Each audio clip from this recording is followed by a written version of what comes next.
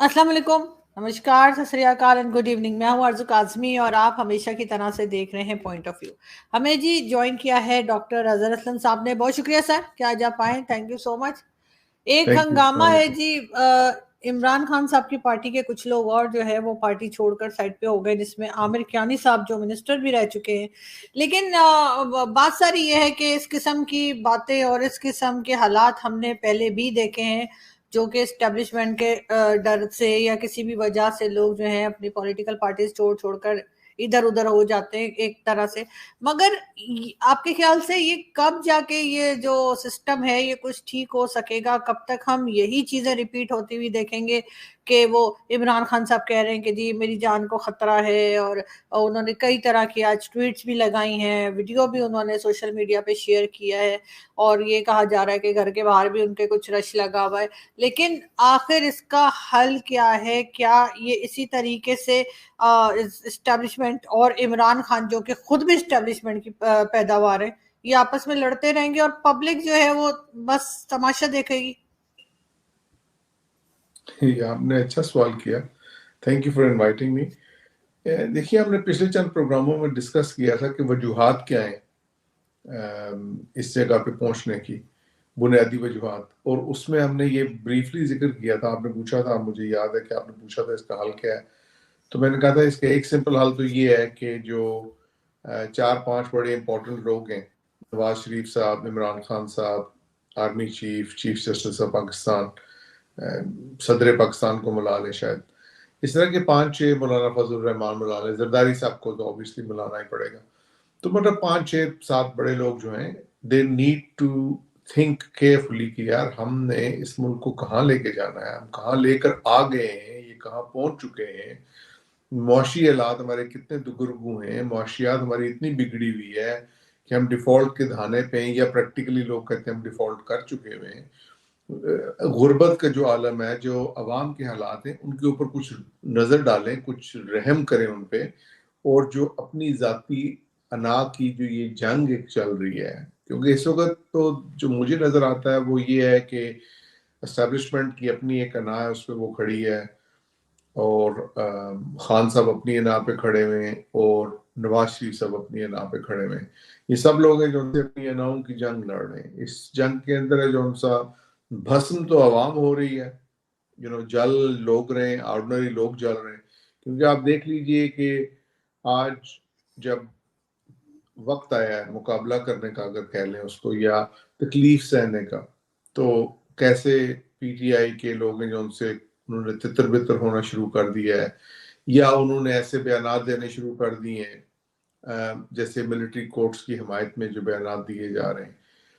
और देखिए, आर्मी को भी सोचना चाहिए, आई थिंक कि एस्टेब्लिशमेंट को सोचना चाहिए कि हम आर्मी कोर्ट्स बना भी लेंगे, राइट। फॉर एग्जांपल, हमने 50, 100, 150, 200 बंदे को सजा भी दे दी, तो उससे क्या है, जो उनसा कोई जो मुल्क के अंदर एक बेचैनी, एक नफरत की आग फैली हुई है, क्या वो कम हो जाएगी? वो कम नहीं होगी ना। तो ये चीजें ऐसी हैं कि इस वक्त जो आग फैली हुई है, उस पर पानी डालने की जरूरत है, उस पर तेल छिड़कने की जरूरत नहीं है। हर किसी को, अंग्रेजी का लफ्ज है ना मैग्नेनिमस होना, फराख दिली दिखाने की जरूरत है, अपनी अना से हटने की जरूरत है, और ये सोचने की जरूरत है कि, और ये भी सोचने की जरूरत है कि हम इंसान है ना, हम सब ठीक तो नहीं हो सकते, हर वक्त गलती करते हैं। और ये अगर हम सिर्फ इसी पॉइंट ऑफ व्यू पे खड़े रहेंगे कि दूसरा इंसान गलत है और उन्होंने ये गलती कर दी, उन्होंने ये गलती कर, इसका ये हल है, इसका वो हल है, और वो हल जो बताते हैं उसमें ये होता है कि जी मेरी मर्जी की जो बात है वो कंप्लीट हो जाएगी। शहबाज शरीफ साहब है तो वो अपनी मर्जी की बात करना चाहते हैं, खान साहब है वो अपनी करना चाहते हैं, जरदारी साहब अपनी करना चाहते हैं, मौलाना फजल रहमान को देख लें। अब उन्होंने उस दिन जो डेमोन्स्ट्रेशन दी है, एक 150, 200, 500 बंदा लेके जो वो पहुंच गए, डंडे बरदार, और वो मतलब सीन्स जो हमने देखे फैलाते हुए गेट को, सुप्रीम कोर्ट के ऊपर चढ़ाई करते हुए, और फिर ये कहना कि हम सुप्रीम कोर्ट का वकार बहाल कर रहे हैं। मतलब मैंने आज तक ऐसी कोई बात नहीं सुनी। ऐसा ही है कि मौलाना को कहे कोई कि भाई, फजल रहमान साहब को कोई कहे कि भाई हम आपकी पगड़ी उतारते हैं, उसको उछालते हैं, और ये हम आपका वकार बहाल करने के लिए कर रहे हैं। تو جب مطلب I don't know how to put it, میں ہمیشہ کہتا ہوتا ہوں کہ یہ مولا جٹ سیاست ہے، اس کے اندر مولا جٹ سیاست ہے، تماش بین قوم ہے، سرکس کی طرح کام کرتے ہیں، اور جو ہمارے انٹلیکچوئلز ہیں وہ بالکل خاموش ہیں، اور خوف کی فضا ہے جون سی وہ اتنی پھیلی ہوئی ہے، کوئی کسی کو بے یقینی اور خوف ہے جون سا، it always generates more chaos and anarchy۔ اس سے کسی کو کوئی فائدہ نہیں ہوتا، اس سے کوئی استحکام پیدا نہیں ہوتا ہے، اس سے نفرتیں بڑھتی ہیں، ڈویژنز بڑھتی ہیں۔ سو آئی تھنک اس کا حل تو یہی ہے کہ ہر بندہ جون سا وہ اپنی پوزیشن سے ہٹے، اور اگر خان صاحب بھی اس وقت فراخ دلی کا مظاہرہ کریں، کیونکہ اس وقت لیٹس سے کہ ہم کہتے ہیں کہ، اور یا بہت سے لوگ کہتے ہیں کہ وہ سب سے پاپولر لیڈر ہیں، تو جو سب سے پاپولر لیڈر ہوتا ہے شاید اس کو پہلے قدم اٹھانے کی ضرورت ہے، وہ فراخ دلی کا مظاہرہ کریں، وہ آ کے جون سا قوم سے معافی مانگ لیں گے، یار ہو گیا، غلطی ہوگی میری، ایسا نہیں ہونا چاہیے تھا، اوور ری ایکٹ کر لیا فار ایگزامپل، ٹھیک ہے، اس طرح کی بات کر دیں، لیٹس ریکنسائل اٹ۔ لیکن ایٹ دا سیم ٹائم جو خان صاحب یہ کریں تو جو آگے والے لوگ ہیں ان کو بھی فراخ دلی کا مظاہرہ کرنے کی ضرورت ہے، کیونکہ I'm sorry to say اس وقت جو زبان پی ڈی ایم والے استعمال کر رہے ہیں، جس میں وہ اور اس میں بلکہ یہ زبان آپ کیا استعمال کر رہے ہیں، ایسی زبان کافی دنوں سے، جیسے ہم نے پچھلے دنوں میں بات کی تھی کہ اتنی بد تہذیبی سے بات ہوتی ہے، اب تو یہ تو تکار، اور یہ شخص اور وہ شخص اور وہ شخص بیٹھا ہوا ہے اور یہ شخص بیٹھا ہوا یہ کر رہا ہے، اس قسم کی زبان استعمال ہوتی ہے۔ تو اتنی ذاتی حد تک جب ہم کدورت اور بغض اور کینہ اور دشمنی لے آئیں گے تو پھر کیسے چیزیں اسی ریپیئر ہوں گی؟ پھر یا تو میں نے جیسے ایک دفعہ آپ کو پہلے آپ کے پروگرام میں مجھے یاد ہے کہ میں نے بولا تھا کہ ان دا لانگ رن جو مجھے نظر آتا ہے وہ یہ ہے کہ یہ جو پولیٹیکل سسٹم ہے اس کے اندر کم سے کم یہ جو ساری پولیٹیکل قیادت ہے موجود، یہ سب کے سب ہی چلے جائیں، یو نو، جو پی ٹی آئی کی سیکنڈ کمانڈ ہے، جو نون لیگ کی سیکنڈ کمانڈ ہے، پی ایم ایل کی، کیو کی، یو نو، زرداری صاحب کی، زرداری صاحب کو چھوڑ دیں، دے دیں بلاول کو اگر اسی کو بھی دینا چاہتے ہیں، لیٹ دم کم اپ۔ اور جو بڑی عمر کے لوگ ہیں جن کی عمریں جو ان سی 70-80 برس ہو چکی ہوئی ہیں اور ابھی تک وہ چلے جا رہے ہیں، چھوڑ دیں، وہ 30-40 والوں کو دے دیں تو ہو سکتا ہے کہ بہتری آ جائے اس کے اندر۔ لیکن کلین اپ ایک سسٹم چیز کو ہونے کی ضرورت ہے، کیونکہ یہ لوگ تو بالکل ہی ایسے سخت مزاج ہیں اور ایسے اڑے ہوئے ہیں اپنی اپنی پوزیشنز پہ کہ اور دیکھیں نا، ایوری سنگل ڈے آپ صبح جاگتے ہیں، جو غریب آدمی ہے اس کے لیے کیا ہے، اس نے صبح کا کھانا اس کو ملنا ہے نہیں ملنا، اس کو بیچارے کو فکر ہے، اس کے بعد وہ اس کو مل گیا، اس کو یہ فکر ہے، سارا دن وہ دہاڑی مارتا ہے کہ یار میں رات مگر کو کھانا کھاؤں گا نہیں کھاؤں گا، مگر ٹھیک ہے۔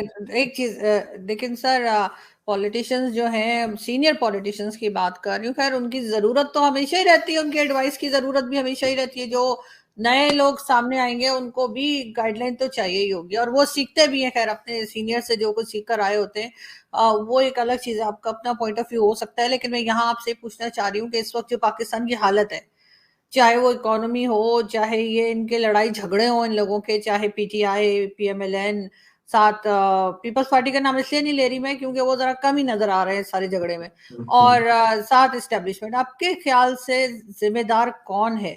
اور دنیا میں اس کا کیا امپریشن جا رہا ہے؟ لوگ کسی اور کنٹری کے لوگ جو ہیں، چاہے امریکہ ہو، یو کے، یورپ، کیسے دیکھ رہے ہیں پاکستان کو اس وقت؟ دیکھیے میری بات سنیے، اس وقت ہمیں اگر ہم ذمہ داری کے تعین کرنا شروع کر دیں اور اس کی اوپر ڈسکشن شروع کر دی تو اس میں بہت سے اختلافات، بہت سے پوائنٹ آف ویو آ جائیں گے، اور وہ آلموسٹ ایک بحث اور مباحثے سے بدل کے عدالتی ایلیگیشنز اور ایکسٹرا والا نظام بن جائے گا، یعنی ہم جیسے عدالت لگا لی، کسی پہ الزام بن جائے گا، وہ الزامات ہے جو ان سا اس کے، جیسے ہم کسی کو مجرم ثابت کرنے کی کوشش کر رہے ہیں۔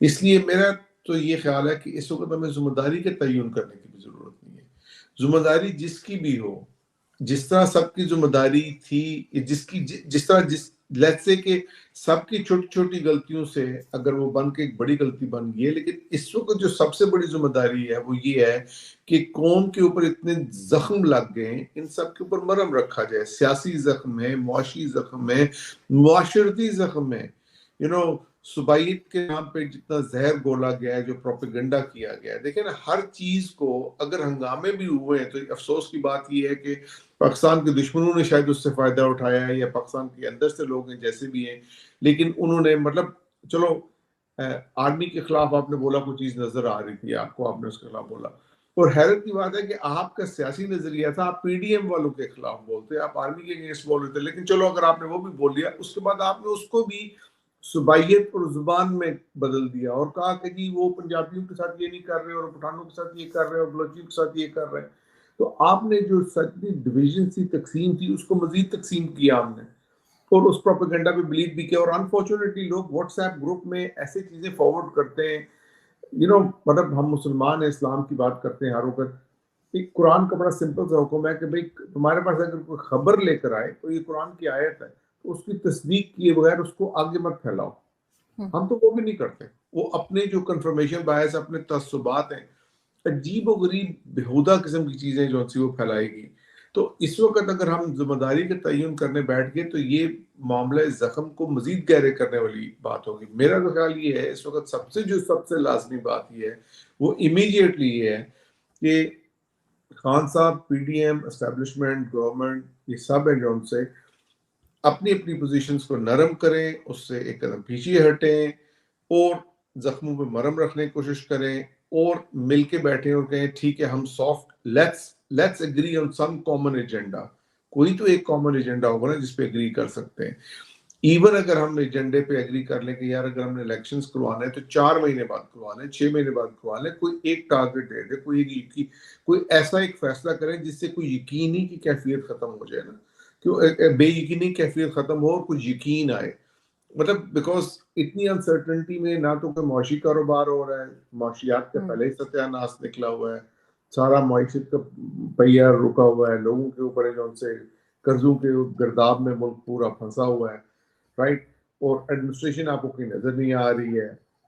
ایک سائڈ پہ آپ جو ان سے سو کالڈ اپنے دشمن آپ پہ اٹیک کر سکتا ہے، دوسری سائڈ پہ جو ان سے ٹیررزم کو آپ فیس کر رہے ہیں.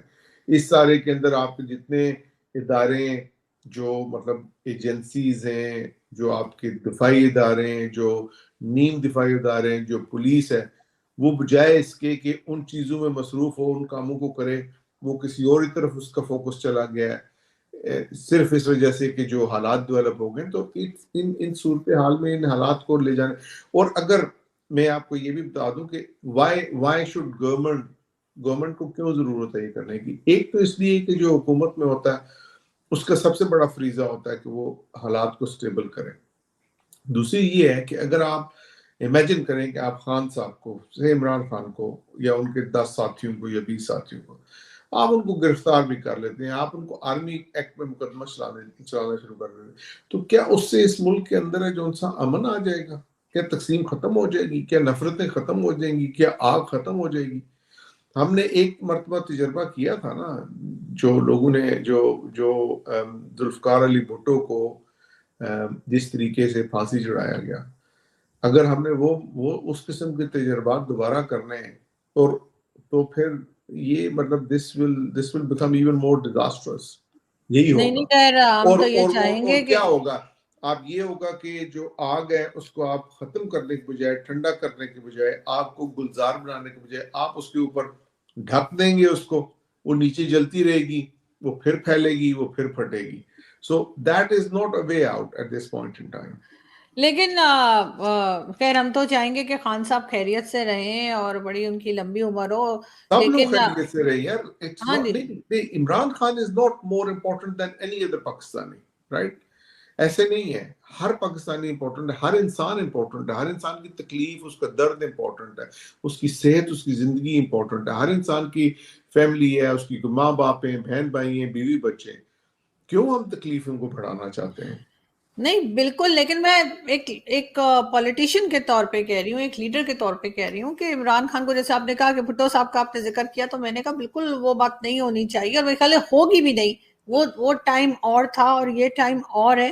اور خان صاحب کو یہی میں کہہ رہی ہوں کہ نہیں، میں حفاظت اس سے لیے رہنا کہہ رہا چاہیے. ہوں کہ اور دوسرا دیکھیں، ان کے اوپر اتنی انویسٹمنٹ کی ہے اسٹیبلشمنٹ نے، تو وہ ایسے کیسے ان کو جو ہے وہ کوئی نقصان کر سکتی ہے؟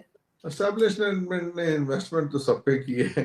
اور آپ کو یہ بتاؤں، جو اب میرا اس کا کوئی ذاتی تجربہ تو نہیں ہے، جو میں نے سنائی باتیں اس میں میں کہہ سکتا ہوں کہ جو لوگ کہتے ہیں کہ جب کسی بھی ملک کی اسٹیبلشمنٹ اب لوگوں کو چوز کرتی ہے اور اس کے اندر خاص طور پہ ان کو ان کو وہ پہلے سے اس کو ڈسپوز آف کرنے کے پروگرام ہے جو انہوں نے پہلے سے بنا کے رکھے ہوئے ہوتے ہیں.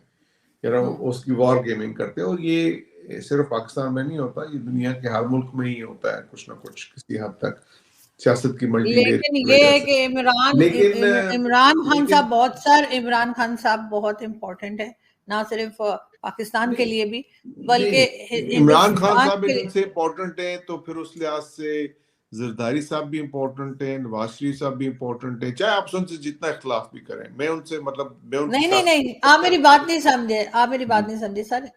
جو کنٹینٹ ہمیں خان صاحب دیتے ہیں یوٹیوب کے لیے وہ تو کوئی نہیں دیتا, تو اس لیے جو ہندوستان اور پاکستان کے یوٹیوبرز ہیں وہ خان صاحب کی لمبی عمر کی دعا کرتے ہیں کہ خان صاحب جو ہے روز ایک اسٹیٹمنٹ دے دیتے ہیں اور اس کے بعد ہمارا کام بن جاتا ہے. تو اس لیے میں کہہ رہی ہوں کہ خان صاحب حفاظت سے رہیں. خیر آپ اس کو چلیں, اس ایک مومنٹ کو لائٹ کرنے کے لیے تو ایسی بات کی جا سکتی ہے, لیکن سر ایک چیز ہے سر, جو حالات جتنے کشیدہ ہیں, جو صورتحال کشیدہ ہے, اس کے اندر اس سارے معاملے کو ٹھنڈا کرنے کی ضرورت ہے. ادروائز الیکشن کی طرف آپ کو لگ رہا ہے جائیں گے کہ نہیں؟ دیکھیں الیکشن ہے جو ان سے, وہ تو کسی سٹیج پہ تو ہونے رائٹ, اس سے کوئی فرار تو ممکن نہیں ہے. آپ نے آئین کو تو ایک لحاظ سے بالائے طاق رکھ دیا ہے, کیونکہ آپ نے اس وقت جو عبوری حکومتیں ہیں ان کی لیگل کو پوزیشننگ کلیئر نہیں ہے. 14 مئی کے فیصلے کو نہیں مانا, 4 اپریل کے مئی آئین کے اندر جو 90 ڈیز لکھا اس کو نہیں مانا. تو کنسیڈرنگ دیٹ, تو جو سینیریو ڈیولپ ہو رہا ہے اس میں اگر لوگ کہیں کہ جی ہم نے ایمرجنسی لگانی ہے, ہم نے اس کو ایکسٹینڈ کرنا ہے, تو وہ بھی پاسبل ہے. لیکن ایٹ سم پوائنٹ ظاہر ہے آپ کے سوال کا جواب الیکشن کی طرف جا رہے ہیں, تو ظاہر ہے جا رہے ہیں الیکشن کی طرف, کسی نہ کسی سٹیج پہ تو الیکشن ہونے. وہ آئیڈیلی اگر وہ جلدی ہو جائیں, within next few months ہو جائیں تو سب سے بہتر ہے. اگر within next few months نہیں ہوں گے تو کیسے وہ لے کے جائیں گے. لیکن ایک بات اس میں ضروری ہے کہ جتنا وہ ڈیلے ہوگا اتنا نقصان بڑھے گا. ایک چیز اور ہے ڈاکٹر صاحب, میں لاسٹ میں یہ پوچھنا چاہوں گی کہ یہ تو خیر ہو رہا ہے کہ الیکشنز ہونے چاہیے, کوئی کہتے ہیں نہیں ہونے چاہیے, کوئی کہتے ہیں عمران خان کو ہٹا دو, تو کوئی نواز شریف کو ہٹا دو, کچھ نہ کچھ چل رہا ہے. لیکن اس سب کے بیچ میں اکانومی جو ایک ڈسکس ہو رہی تھی کچھ ٹائم پہلے, آئی ایم ایف اور یہ وہ جو ہنگامہ تھا, جو کہ مین ایشوز ہیں وہ کہیں گم ہو گئے ہیں اور کوئی اس پہ بات نہیں کر رہا. تو جب تک اکانومی آپ کو نہیں لگتا کہ ٹھیک نہیں ہوگی, جب تک یہ حالات بھی ٹھیک نہیں ہوں گے؟ نہیں, وہ تو ظاہر ہے انٹر لنکڈ ہیں دونوں چیزیں, اکانومی بھی اور وہ سب کچھ بھی. اور بہت سے لوگ تو یہ بھی کہتے ہیں کہ ایسی باتیں جو حالات کریٹ کیے گئے, سرٹن کیاؤس کریٹ کیے, اس لیے ہے کہ ڈائیورٹ کی جائے اٹینشن اور نیوز کو ہٹایا جائے and all that and etc. لیکن ایک اور بات میں آپ کو بتاؤں کہ یہ جو اس وقت پاکستان میں جمہوریت کی صورتحال ہے اور جو ہنگامہ ہے, اور مطلب جو ریڈیکلس مذاقہ خیز قسم کی پارلیمنٹ ایکٹ کر رہی ہے کہ توہین پارلیمنٹ کا ایک وہ عجیب و غریب قسم کا قانون بنا لیا ہے, بنانے کی کوشش کر رہی ہے یا بنا لیا ہے. Anyway, but beyond that this might be an occasion کہ اگر آپ کہتے ہیں کہ یار یہ جو ہمارا الیکشن کا ڈھانچہ ہے یہ ٹھیک نہیں ہے, اس کے اندر خرابیاں ہیں, اس کو this might be an occasion to do election reforms, جو بہت سے لوگ پچھلے 10 15 20 سال سے بولتے آ رہے ہیں.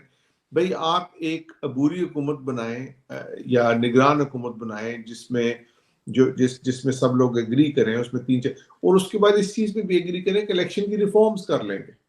الیکشنز کے اندر جو سے ایسی چینجز لے آئیں گے جس سے لوگ زیادہ امپاور ہو جائیں گے, کیونکہ جب وہ بیلٹ کام کرے گا ریگولرلی اور چیزیں ہوں گی بہتر, تو اس کے اندر چیزیں جو سے زیادہ سرٹن ہوں گی اور وہ آئے گی. پرسنلی آپ جانتی ہیں کہ میں باوجود اس کے کہ میں پولیٹکس میں پارٹ ٹائم حصہ لیتا ہوں, سب کچھ کرتا ہوں, ریالٹی یہ ہے کہ ڈیموکریسی ہے جو ان اٹ سیلف کو پینسیا نہیں ہے, مطلب وہ نجات دہندہ نہیں, ہر چیز کا حل نہیں ہے.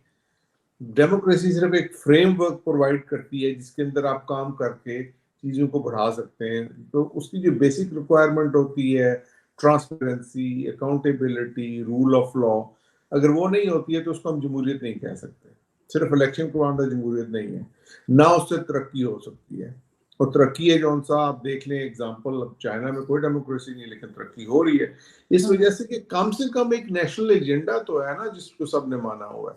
अब भारत में जो जमहूरियत के ऊपर जैसा भी आप बात करें कि जी उन्होंने राहुल गांधी साहब को जौन सा वो सजा दिलवाई गलत, उनको पुश कर रहे हैं, कांग्रेस को पुश कर रहे हैं, जो भी उनकी इंटरनल टसल है, बिसाइड्स दैट जो इकोनॉमिक एजेंडा है, जो चीजें हैं वो तो कॉमन है ना, वो तो अलाइंड है ना जियोपॉलिटिकल सिचुएशन से। जैसा मैंने आपको कल या परसों किसी प्रोग्राम में बोला था ना कि पाकिस्तानी दुनिया में 1/32 है, तो जो 31/32 बाकी इंसान है वो तो जिंदगी गुजार रहे हैं, वो एक निज़ाम में गुजार रहे हैं, वो निज़ाम है जो उनसे चलता रहेगा। अगर हम उस पूरे आलमी निज़ाम के तनाजुर में अपनी जिंदगी को चलाने की कोशिश नहीं करते तो वो तो मजीद अपने आप को नुकसान देने वाली बात है ना। तो we have to align with them as well.